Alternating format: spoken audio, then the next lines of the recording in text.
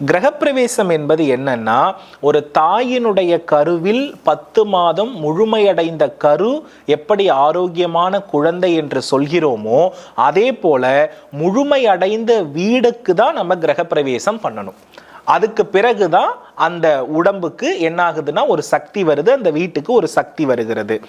ஆனா மக்கள் என்ன பண்றாங்கன்னா, ஒரு வீட்டை கம்ப்ளீட்டா முடிக்காம, வீட்டுக்கு பூசரத்தன்மை இல்லாம ஏதோ ஒரு பகுதியை முழுமையடைய வைக்காமல் செய்து அந்த வீட்டிற்குள்ள குடிபுகுறாங்க.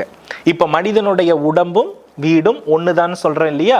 ஒரு குழந்தையினுடைய சதை வளர்ச்சியோ மூளை வளர்ச்சியோ ஏதோ ஒரு விதத்துல குறைவுபட்டு பிறக்கின்ற பொழுது அந்த குழந்தைக்கு தோஷம்னு சொல்லுவோமா மாட்டோமா? அதால இயற்கையான வளர்ச்சியை வளர முடியுமா? முடியாது. அப்போ ஒரு முழுமையடையாத வீட்டுல போயிட்டு நீங்க மனிதனுடைய எல்லா வாழ்வியல் விஷயத்தையும் பண்றீங்களே, இது சரியா இருக்குமா? அப்ப கண்டிப்பா முழுமையடையாத குழந்தையை நாம் சனி என்று சொல்கிறோம். அதை தான் நாம பாத்தீங்கன்னா ஊனத்தன்மை அப்படின்னு சொல்றோம்.